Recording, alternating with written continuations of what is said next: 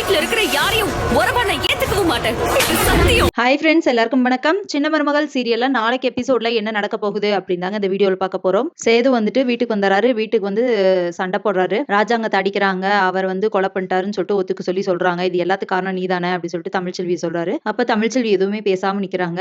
அதுக்கப்புறம் இதுக்கு மேல நீ இந்த வீட்டுல இருக்க கூடாது, வீட்டை விட்டு வெளியே போடி அப்படின்னு சொல்றாங்க. உடனே அவங்களுக்கு கோவம் வந்துட்டு, போதும் நிறுத்தியா, நீங்க சொல்லி ஒண்ணும் நான் இந்த வீட்டுல இருக்குன்னு அவசியம் கிடையாது, நானே இந்த வீட்டை விட்டு போறேன். எப்போ பார்த்தாலும் உங்ககிட்ட வந்து நான் ப்ரூவ் பண்ணிட்டே இருக்கணுமா, நான் எந்த தப்பு பண்ணலன்னு ப்ரூவ் பண்ணிட்டே இருக்கணுமா, அப்படி ஒன்றும் ப்ரூவ் பண்ணி இருக்குன்னு அவசியம் கிடையாது.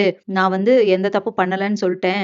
ஆனாலும் திருப்பி திருப்பி சொல்றீங்கல்ல, அம்மாச்சி கேட்டுக்கோங்க, நீங்க சொல்றீங்கல்ல எல்லா சாமி மேலயும் சத்தியமா சொல்றேன், இதுக்கும் எனக்கும் எந்த சம்மந்தமும் இல்ல. ஆனா இந்த விஷயம் எல்லாம் உங்களுக்கு தெரிய வந்துச்சுன்னா அதுக்கப்புறம் வந்து தப்பு பண்ணிட்டோம், எங்களை மன்னிச்சிரு அப்படின்னு சொல்லிட்டு வந்து கேட்பீங்க. ஆனா யார் கேட்டாலும் நான் இதுக்கப்புறம் இந்த வீட்டுக்கு வரவும் மாட்டேன், இவர் கூட சேர்ந்து வாழவும் மாட்டேன். அன்னைக்கு அந்த விவாகரத்து கேஸை வாபஸ் வாங்கினது காரணமே நீங்க தானே வந்து சொன்னீங்க, இந்த ஒரு தடவை அவனுக்கு 2வது வாய்ப்பு கொடு அப்படின்னு சொல்லிட்டு, அதனாலதான் நான் அப்படி இது பண்ணேன்.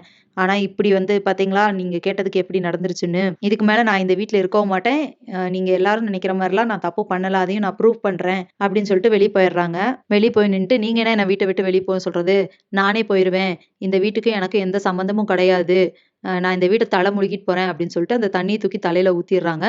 தலையில ஊத்திட்டு, எனக்கும் இந்த குடும்பத்துக்கும் எந்த சம்பந்தமும் கிடையாது, நான் செத்தாலும் யாரும் வரக்கூடாது, இந்த வீட்டுல யாருக்கு ஏதானாலும் நான் வரமாட்டேன் அப்படின்னு சொல்லிட்டு வெளியே போறாங்க. அதுக்கப்புறமா சாமி மேல சத்தியமா சொல்றேன், சூடம் அடிச்சு சொல்றாங்க, சாமி மேல சத்தியமா சொல்றேன், நான் எந்த தப்புமே பண்ணல, இந்த இந்த பிரச்சனைக்கும் எனக்கும் எந்த சம்பந்தமும் கிடையாது, அதை நான் ப்ரூவ் பண்றேன். ப்ரூவ் பண்றதும் இந்த வீட்டுல வாழணுங்கிறதுக்காக கிடையாது, என் மேல தப்பு இல்லைன்னு தெரியணுங்கிறதுக்காகத்தான், மத்தபடி நான் திருப்பி ப்ரூவ் பண்ணிட்டு இந்த வீட்டுக்குலாம் நான் வரவே மாட்டேன் அப்படின்னு சொல்லிடுறாங்க. அது மாதிரி நான் வந்து இந்த வீட்டுக்கு வரவே மாட்டேன் பாத்துக்கங்க, ஆனா நான் தப்பு பண்ணலைன்னு சொல்லிட்டு ப்ரூஃப் பண்றேன் அப்படின்னு சொல்லிட்டு கிளம்பிடுறாங்க. கிளம்பி அவங்க அம்மா வீட்டுக்கு போறாங்க. அங்க போனோன்னே, ஏன் தமிழ் என்னாச்சு, ஏன் இப்படி பண்ண அப்படின்னு சொல்லி கேட்கும்போது, அம்மா நீயாவது தமிழ் பொய் சொல்ல மாட்டா அப்படின்னு ஒரு ஒரு கேள்வியாவது கேட்ட, ஆனா அந்த வீட்டுல யாருமே வந்துட்டு என்னை நம்பவே இல்லை. அடுத்தவங்க நம்பாட்டி பரவாயில்ல, என் புருஷன், நான் கட்டின புருஷன் வந்துட்டு என் பொண்டாட்டி இப்படி பண்ணியிருப்பாளா அப்படின்னு கூட யோசிச்சு பார்க்கலல்லம்மா அப்படின்னு சொல்றாங்க. சரி விடு, நீ அதை இதையும் யோசிக்காத, பாத்துக்கலாம் அப்படின்னு சொல்றாங்க. நீ மறுபடியும்லாம் நான் அந்த வீட்டுக்கு போய் பழைக்க மாட்டேமா, நான் இப்படி இருப்பேன்லாம் நினைக்காத, நான் இப்படியே இருந்துக்கிறேன், என் குழந்தைய பார்த்துட்டு நான் படிச்சுட்டு என் பிள்ளையோட வாழ்க்கையும் என் வாழ்க்கையும் நான் பாத்துக்கிறேம்மா அப்படின்னு சொல்லிடுறாங்க.